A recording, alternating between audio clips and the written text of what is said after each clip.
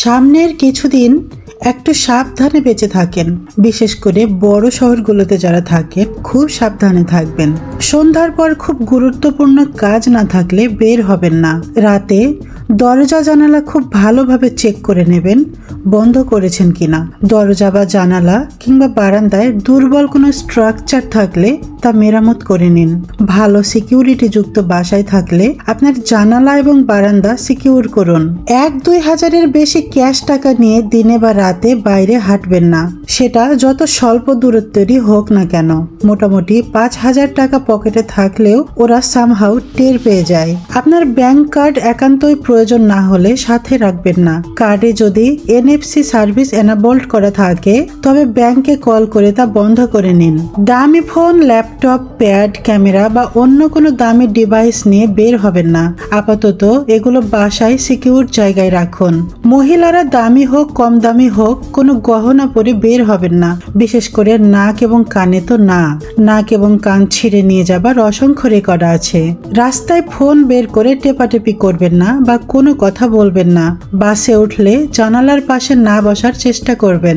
জানালার পাশে বসুন বা না বসুন, পকেট থেকে ফোন বের করবেন না, খবরদার। প্রাইভেট কারে থাকলে কারের জানালা বন্ধ রাখুন, একটুও ফাঁকা রাখবেন না।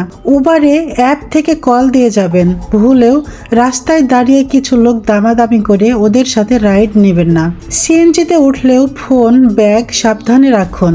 সিএনজির পর্দা কেটে ছিনতাই করতে দেখা গেছে অনেকগুলো। অপরিচিত কারো সাথে একদম কথা বলবেন না। অপেক্ষাকৃত নির্জন রাস্তা দিয়ে কোনোভাবেই একা একা যাবেন না। যদি মনে হয় কেউ আপনাকে ফলো করছে, মান সম্মানের ভয় না করে দৌড়ে কোনো জনসমাগমে চলে যান। ছিনতাইকারীরা আপনার ব্যাগ, পার্স, ডিভাইস বা মালামাল নিয়ে টানাটানি করলে ছেড়ে দিন। জোর করতে যাবেন না। ওরা আপনাকে মেরে ফেলতে 1 সেকেন্ডও ভাববে না। ওরা মানুষ না। আপনার জিনিসের চাইতে আপনার জীবন মূল্যবান। বেঁচে থাকলে আবারও জিনিস ক্রয় করতে পারবেন। কোনো ছিনতাইকারী আপনাকে ছিনতাই করে পালানোর সময় যদি তাকে চিনে ফেলেন তবে ভুলেও বলতে যাবেন না অমুক তুই এই কাজ করলেই।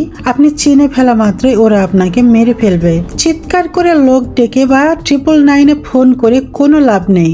আমি নিজে এসব করে দেখেছি, কেউ আসে না। সবাই নিরাপদ দূরত্বে দাঁড়িয়ে দেখে শুধু। আপাতত এই পয়েন্টটাই লাস্ট। এটা ইচ্ছে করে লাস্টে রেখেছি। এই পয়েন্ট অনেকে মানতে চাইবেন না, কেউ কেউ হেসে উড়িয়ে দিবেন, আবার কারো কারো কাছে ব্যাপারটা বিতর্কিত মনে হতে পারে। আপনার বাসা যদি ঢাকা বা বড় কোনো শহরে অপেক্ষাকৃত কম সিকিউরিটি এলাকায় হয় এবং আপনার বাসায় দেখতে মোটামুটি সুন্দর কোনো মেয়ে লোক থাকে কিংবা মাঝ বয়সী থেকে অল্প বয়সী কোনো মেয়ে থাকে, আমার মতে আপাতত তাকে গ্রামের বাড়িতে পাঠিয়ে দেন। চুরি বা ছিনতাইয়ের সময় এরাও টার্গেটে থাকে। মনে রাখবেন, আপনি চিৎকার করে মরে গেলেও পাশের বাসা থেকে একজনও বেরিয়ে আসবে না। সবাই বরং দরজা জানালা ভালো করে বন্ধ করে দেবে। আরেকটা কথা, রাতের বেলা দূরপাল্লার বাস, কার বা ট্রেন জার্নি করা থেকে বিরত থাকুন। উপরোক্ত কথাগুলো আমি কাউকে আতঙ্কিত করার জন্য বলিনি, নিজ অভিজ্ঞতা থেকে কিছু ঘটনা শেয়ার করলাম। এতে যদি একজন উপকৃত হয় এটাও বা কম কি। প্রিয়জনদের সাবধান করতে ভিডিওটি অবশ্যই শেয়ার করে দিবেন।